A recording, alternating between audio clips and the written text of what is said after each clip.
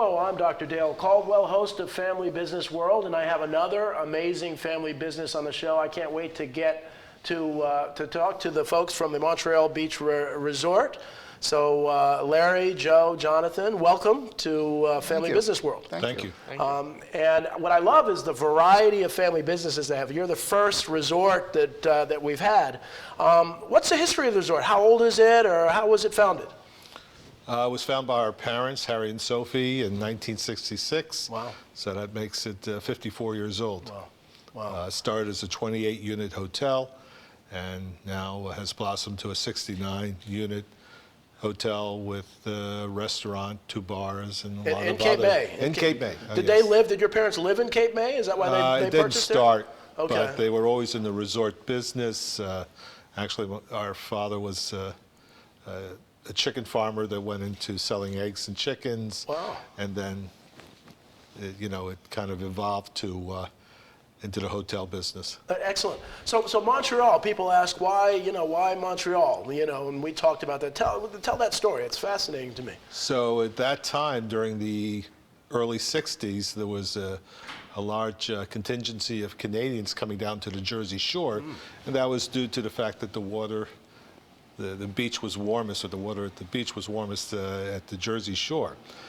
The ideal thing about the Canadians was that their vacation mode was very similar to that of Europe, and they would take off the last 2 weeks of July and first 2 weeks in August. Montreal to Cape May is about 10 hours, so we figured, well, it's going to take a while for them to come down here. They're going to stay for a while. Right. Also, the trend, there was other hotels in the county, was the Royal Canadian, the Fleur de Lis, the Quebec, and a host of others. So we just followed the trend. So they have, Cape May has the warmest water. So, Cape Cod is cold. Jersey Shore. The Jersey Shore. So that's wonderful. So now, Joe, how did you get involved? You started at a young age. Yeah, I was, let's put it this way. I started when my mother and father would drive me to Cape May. And I was there every single summer.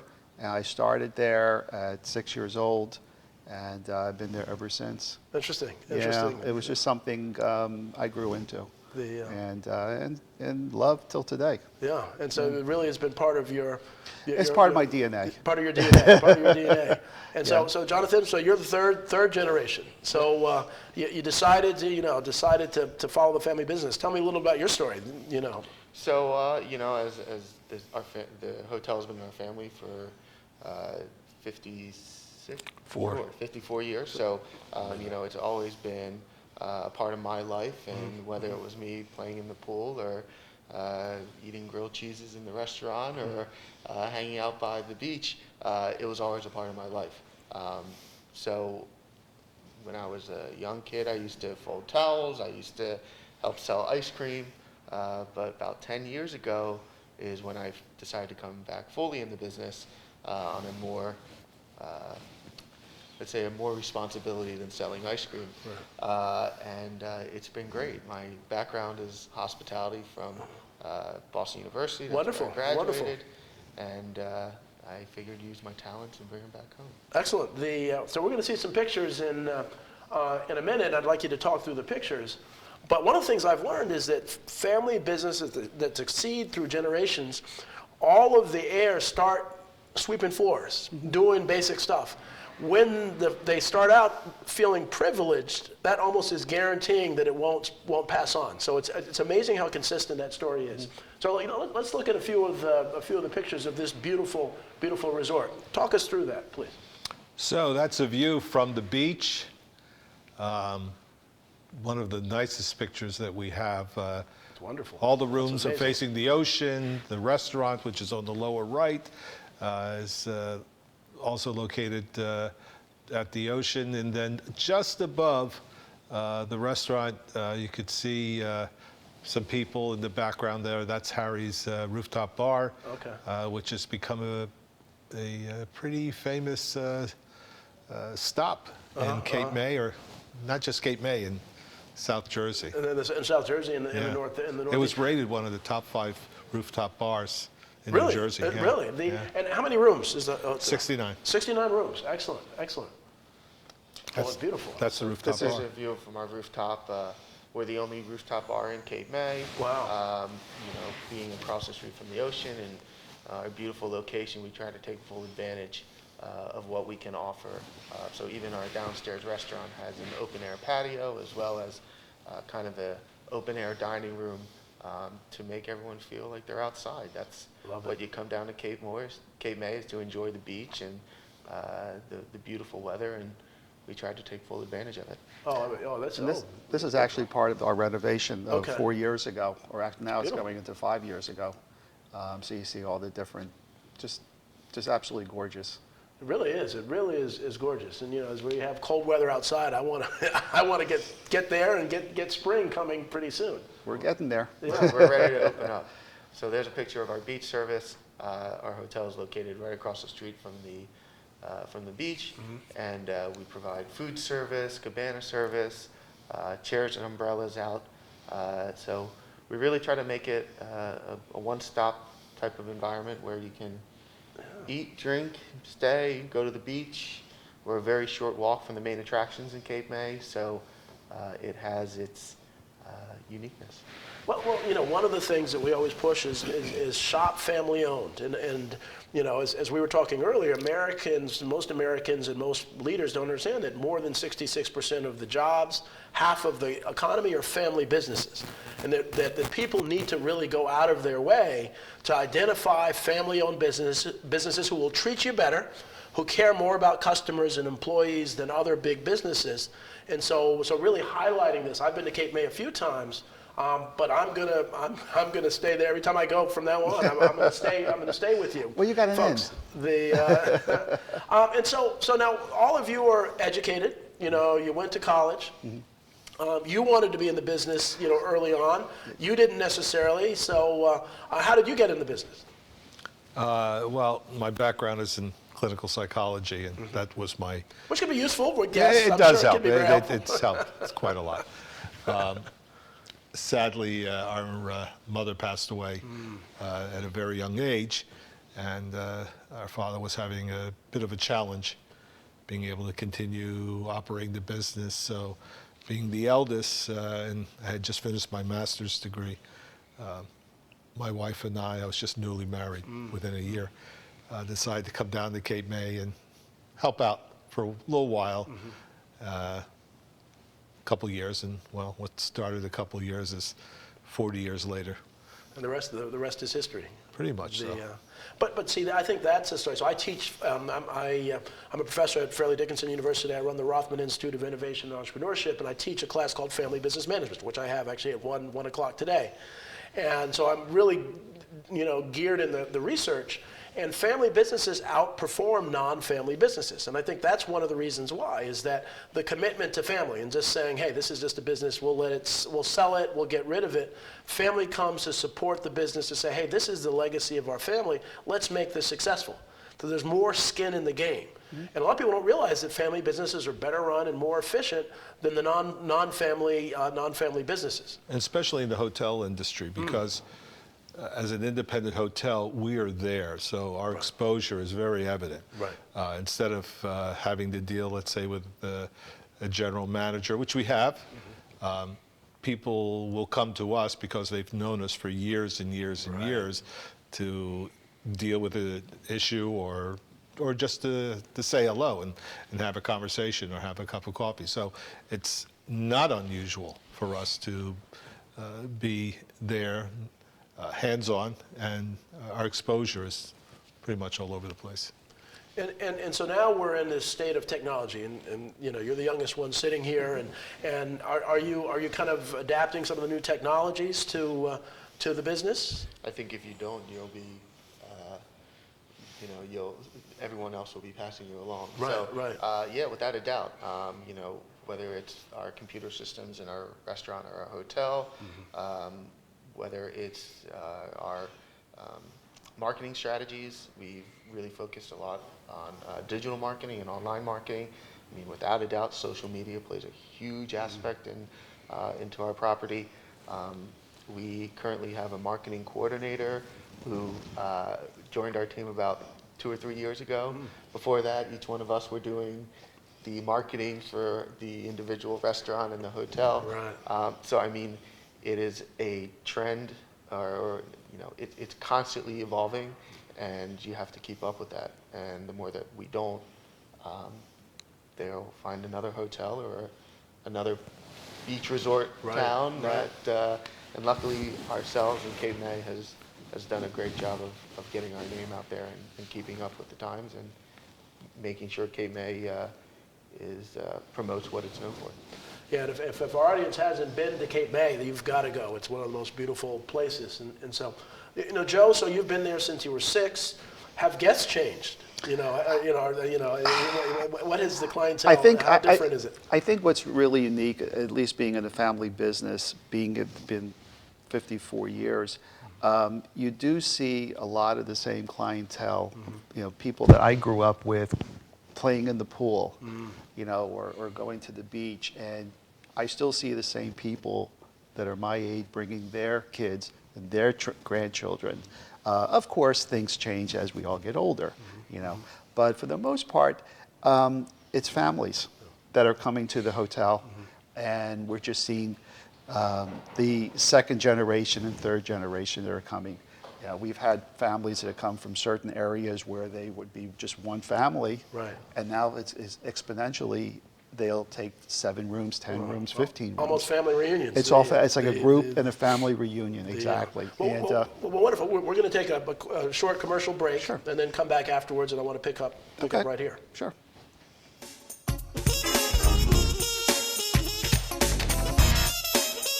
If they were human, we would call them wise.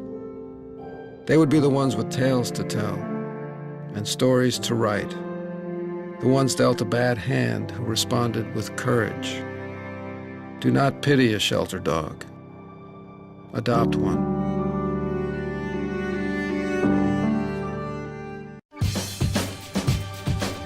Say we've got grit, and we'll take it as a compliment.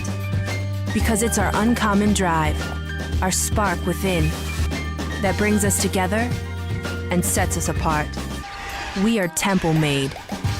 And when others take shortcuts, when others take breaks, when others take the easy way, we take charge.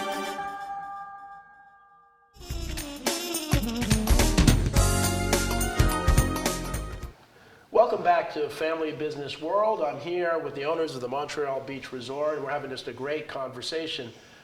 You got me thinking about vacation already. Good. And so, and I know where I'm going. And I hope this family audience, I hope family businesses watching this show will support family businesses in every aspect of their life. In fact, I'm even trying to do everything I do. I'm going to try to purchase from a family business in one aspect or another, and you can. One of the things that really strikes me is this is 3 generations of a family. Is it so often with public policy, as you know, we're among the large at Fairleigh Dickinson at the Rothman Institute advocates for family businesses. And so some of the public policies come out, treat family businesses as if they don't care about employees. They're mandate pay, they're mandating things that, in fact, I had someone on my show a few weeks ago who was paying 100% of the health care of employees, and then because of federal regulations, they were forced not to do that. So sometimes government intervention impacts that, and so my sense is you have probably many of the same people working for you for years. You know, so talk about some of the employees and. So we do have year-round employees, even though we're closed during the wintertime. We are seasonal. We do have employees working either at the front desk, working in maintenance, and they're year-round people. Oh, really? We do take care of them. Our average. I would say the people that have been with us have probably been anywhere between 5 to 10, 15 years. Wow. If we weren't taking care of them, if they weren't doing a good job, they wouldn't be there, or vice versa. Right. I just think, you know, we being in the family business, it's our responsibility to take care of them, and we work well together. One of our front desk clerks has been with us almost 20 years. Wow. Maintenance, 10 years and more. So it's a nice environment, and we just all work well together. Well, and that's one of the things that I think is important is that it costs, to treat employees poorly costs a family business a lot of money. Right. If you have to hire people and do things, so you do it because it's the right thing to do, but it's a good business model to do the best you can for your employees. It's also important, as being that these employees have been with us for all these time, for all this length of period of time. It's a training issue also, and also it's guests are coming in and they're seeing the same people, Right. and they recognize either someone at the front desk, someone at maintenance, or even housekeeping. It's a good feeling. It's just a very welcoming. It's like home away from home. Exactly. Right? Exactly. Yeah. And especially for seasonal operation, which can be somewhat challenging. Right. You know, for for just the year round of it. Knowing that we have staff that wants to return year after year, we keep in contact with them during the winter. We really put forth that effort to make sure that we appreciate them and know that they're not just staff. They're part of our family. So Jonathan, at BU, at this program, what are some of the things that you've learned, especially being a professor now? I'm teaching. What are some of the things you learned in college that have been helpful to you now, if anything? Well, I think the best thing I got from BU was the hands-on experience. Whether it was interning at other hotels in the Boston area, the classes that got us involved in different business entities within Boston. I graduated in 2006, and we didn't have anything about social media when I graduated. So, there's obviously changes in the industry that, especially the hospitality industry, that you just have to adapt to. But the core customer service, there's certain core values and information that is always going to be there, and whether it was when I graduated or in another 30 years, that'll still be the same. So the Hirsch Group owns the hotel. You're part of that. Are you in other businesses as well, real estate, or what other? Talk a little bit about that. We have a commercial real estate entity. Oh, you do? Okay. So we have properties from Ocean City down into Cape May. Oh, nice. Wonderful. So it's a real estate family business as Yes. well. Yeah. So we're covering two industries at once here. How do you see the Jersey Shore marketplace over? Obviously, the economy's doing pretty well, and so we're hoping more people are spending money. I mean, are you pretty optimistic about this coming up season? The season coming up? Well, as far as Cape May is concerned, Cape May is the second most popular resort in New Jersey after really? Atlantic City. So if you read any of the magazines, travel magazines, or if they're ever doing a travel section, it always includes the shore. Cape May is there. So we're very fortunate that Cape May has a wonderful reputation and a very attractive resort destination. So as far as this coming season, I always like to say we're cautiously optimistic. That's right. I spent a lot of my childhood in the New England area, so I used to go to, Cape Cod and, and all those places. And Cape May is the perfect combination of kind of New England and the Jersey Shore. It's really a good mix. You have some of that culture, and a lot of people, I'm amazed, a lot of people have never been to Cape May. So it's really, encouraging people to come down. So within Cape May, are you looking to do more? There's some new things on the docket as far as you have a restaurant, you have a hotel, you have the beachfront. What are you thinking? What's next? Well, we just finished actually a project last year, which we didn't talk about, called Boarding House. Oh, really? It's 11. Actually, Jonathan came up with the idea. It's 11-unit boutique style motel. And we just remodeled that. It was an older place. Interesting. We bought it a few years ago, and we just finished renovating that this past year. Oh, really? Yeah. Really? And it was his idea, and that's where the younger generation comes in. The new ideas. And it's done really well. We've had one summer, and heading into our second now. Well, I've given a lot of presentations in what I call the entrepreneurial mindset, in that as opposed to the incremental mindset. So the incremental mindset is just want to keep things the same, status quo. Entrepreneurial mindset is always looking. In this day and age, if you're not moving forward, you're moving backwards. Exactly. You've got to try new things, and sometimes you'll fail. But you've got to try new things. I mean, one of the things that I've seen, which is interesting, is gone are the days of the 40-year job at General Motors with a nice pension and so on. Young people, the next generation, it's all entrepreneurship. And so this incubator space is becoming popular where you have, and I don't know if it's hit Cape May yet, because they're part-time residents, but they're some of those things where people will have an office space where they come and they have their own office, they do their stuff, and that could be an opportunity too. Well, Cape May is kind of a very unique.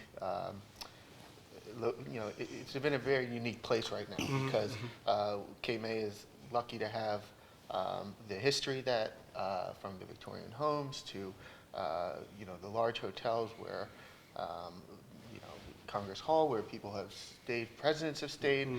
So we really have that great history, but there's a lot of new things that are happening in Cape May. There are younger business owners who are opening up small coffee shops or retail outlets, small little restaurants. So there's this influx of enthusiasm and entrepreneurship, whether they are third-generation family members or they are first-generation business owners, and they are just Cape May locals.